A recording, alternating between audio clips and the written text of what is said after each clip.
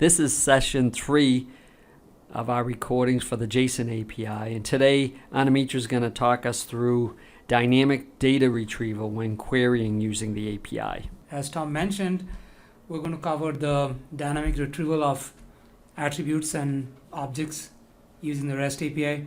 Now, before we go too further, we want to just kind of clarify what is dynamic retrieval. When we say object structures, we define object structures as something that is a bunch of related objects in a graph format, and we have the set of attributes that you can get from them. But in often what you need is you would need more attributes, related attributes. And the one thing that we have ended up doing in the past is to add more related objects just to get those. And what we're going to show here is that you don't need to do that anymore. You can just use the Maximo's relations and dot notations to get them. Not only get them, query them, sort them, so those aspects. So let's dive into this thing. I hope you can see my screen. As you know, this is the basic starter URL for REST APIs. It's the /OSLC, which is our new REST JSON API.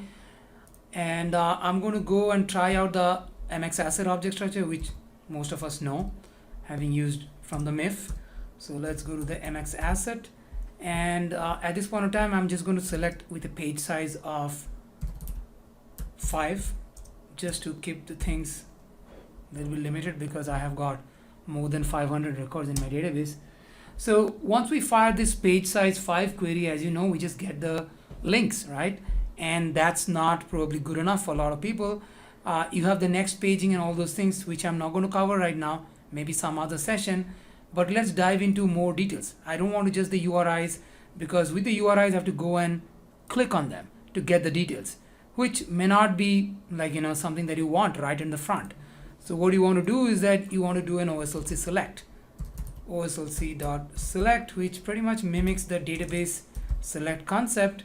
And let's say we're trying to select asset number, status, and location. Let's say, this is good. So what you see right away here is that each of these members actually have an asset number, status, and location.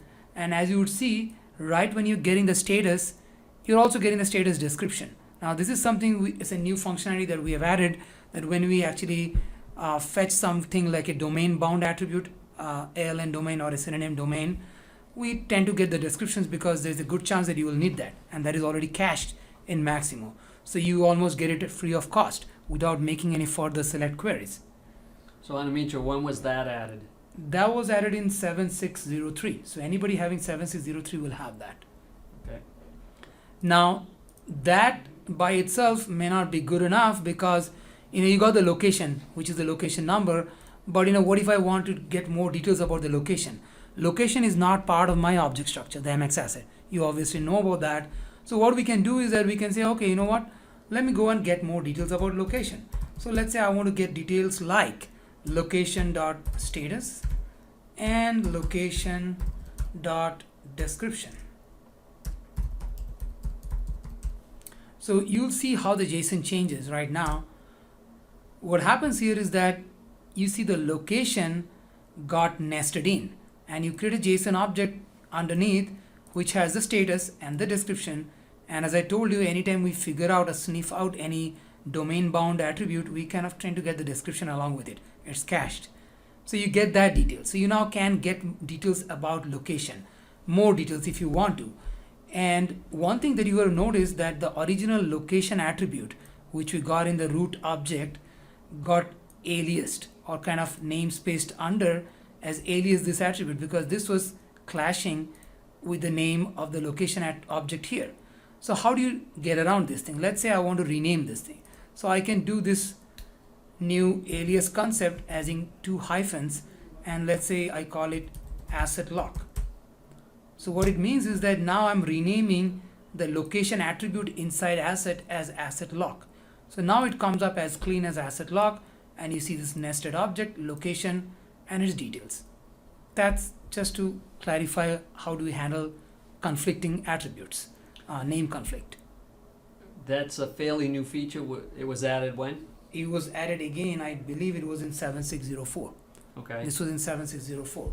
One other question on the URL location.status, location.description. That's the relationship name or the object name? That is always the relationship name, this one. Now I would clarify this question a little bit further. So let's talk about your question. It's a good question. Let's talk about how do we get asset meter. Asset meter, as we all know, is part of the Maximo MX asset object structure. So in that particular case, what we would have done is that we would have used the object name asset meter, and would have said, let's say I just only want meter name from asset meter. What we'll do is that in this case, this is not the relationship name, because if you see in MX asset, the relationship is called int underscore asset matter, but we're not using that. We're just using the object name, and we're using meter name as just an attribute. You got that, right? So it has got 2 meters, bad tie and run hours. You could have used star. I probably think that you already know about it, but I just doesn't hurt mentioning it. You can just do star, and you get all of the asset meter details. That's business as usual. That was supported for a long time in the OSLC REST API. So if you're going after an object or attributes of an object that's in the object structure, you specify the object name, and if it's not in, you specify the relationship name. Right, relationship name. Now, I would actually suggest that people keep an eye on this space, because we're evolving this space, and we are going to bring in a lot of other concepts into that thing. So this is an evolving space, but as of now, that's what you state, is right. So now let's focus on this fact, let me remove this clutter of asset meter, because that's not the focus of our demo here. So you saw this thing. Now, one thing I want to draw attention here is that let's say that I didn't want to use this kind of dot notation, and I just want to give me rel, which means relationship location, and I could get the exact same thing. Now notice the difference. I'm going to press here. You see that this one changed from a JSON object to an array of objects. So relationships, if you just use the way rel dot, then it is treated as one to many, and hence the array, although asset to location is 1 to 1, it still gives an array of one object, the same information. It just nests it under an array. Now that is very useful for cases when you, let's say, want to get a list of work orders. For example, it came up right over here. So rel, give me the list of open work orders for this asset. And you could have said star here, or could have said star inside here, doesn't matter. You can give the attribute names or say all. So in this particular case, what will happen is that you will see I have multiple work orders. So you see this particular case location is that, let me snap that in, and you see open wo as the relationship name, and you see this array bracket because I've got multiple objects. 1, 2, 3. I've got 3 open work orders for this asset. So that's an example where you definitely want to use rel when you have one to many. When you have one to one, using rel doesn't hurt, but might be just not very useful. But again, using rel gives you the advantage of putting the star, which you cannot do with the dot notation, because I could have just put a star and I get all of location details at one shot, and you could have also done attribute by attribute. But when you're using just the location dot x, location dot y, in that case you just cannot do a star. You cannot do location dot star. So that's just one important thing I wanted to call out. Let me move out the clutter a little bit here and show you another interesting thing. So you could have done at this point of time, comma, site dot description. See, I'm going to nest even deeper, and this is applicable in the other dot notation model also. So here I'm using the rel. So I'm saying give me all location details plus the site description. So I could have done this, and just to move away the clutter, I'll just put status here so that people can see it properly. So what you see is that you see status, and you see one more nesting down here, and it gives you description, sites description. So that's actually something you understand. It is n level nesting, which means you can go as deep as you want, as deep as your relationship chain permits. A similar equivalent thing could have been done here. Before you jump ahead, on that one, the site.description, site is a relationship from location to site. Exactly. Okay. And I'm going to go back to the dot notation here, and I'm going to stay here for a second, and see, you saw these things. It could have done the same thing here, could have said location, which is the relationship name from asset to location dot site, which is the relationship name from location to site dot description. And see how it will react. It will react exactly the same way. Only that when you're using rel, it puts a JSON array here, and when you're using location dot directly, just using JSON object. That's pretty much in gist. And now let's do a where clause. Because let's say I want to do a where clause, and let's see what we can do. We can say filter all assets where the location has a status of operating, right? Is there anything other than operating here? All of them are operating. Oh, there isn't. No, this is all. Okay, but anyways, just for the sake of it, we can just demo this one as in this OSLC dot where, and we could have done, let's say, asset num equals 1001. Asset num equals this, and location dot status equals operating. As you can see, I'm using a dot notation in the query, and it'll of course give me 1001. I probably should have taken this one off, but let's just do this. Location dot status is operating, and yeah, you see a different, because it got sorted differently in this query, but you kind of see all the locations which has just a status operating. Even if you go to the next page, you will see that same thing. You will not see any kind of asset that has a location which is not in status operating. That's basically the gist of it. So the bottom line is that you can actually filter also with dot notation attributes, and you can go n level deep here also. You can say location dot site dot something equal to this, and that can go any level deep. On the where clause, it doesn't make sense that you would use the rel dot.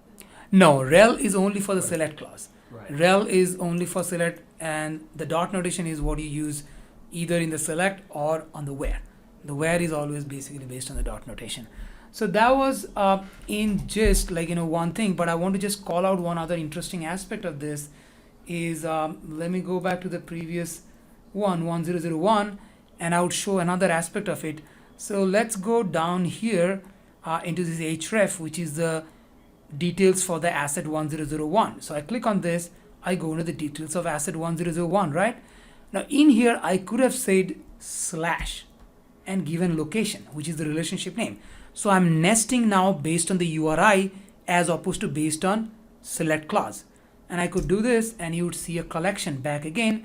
It happens that of course the asset has only one location, that's why, but you can do a select, you can do a where clause, you can do everything on this. This is a one-to-one, it's not a very good case, but I could have probably done open wo here, and that would have given me 3. And I could have done paging here, or I could have done OSLC dot select equals star. That means I'm basically saying give me star of work orders. But here it is only the Mabo work order, right? Because I didn't specify which object structure to use. But I can do that. I can say dot openwo dot mxwo. Let's say detail. So what I'm trying to say is that give me open work orders, but as in mxwo detail object structure. So I'm relating from mx asset to mxwo detail using relationship dot notation at the URI level. That's interesting to understand. So now you would immediately see that, okay, mxwo detail has INV reserve, WP material, all those things starts coming up, and all the object structure rules start kicking in. Persistent, non-persistent attributes, everything kicks in here. So that's pretty much it.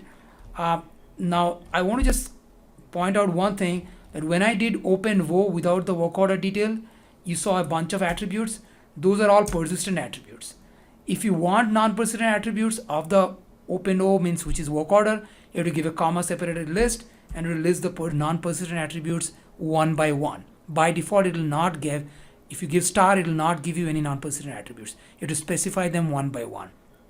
Similarly, if openwo would have taken me to a non-persistent object, a star would have given me all the non-persistent attributes.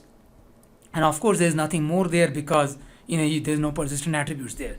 So that's pretty much how it works for persistent versus non-persistent. Okay, so the use of the relationship off of the URI, that was added in. That was pretty long time back. So that was in 7602. 7602, yep. Okay. It's a long time back feature, yeah. Okay, I think we'll stop there. We hope you found this helpful. And as mentioned before, we'll continue to provide these recordings on different topics within the API. Thank you.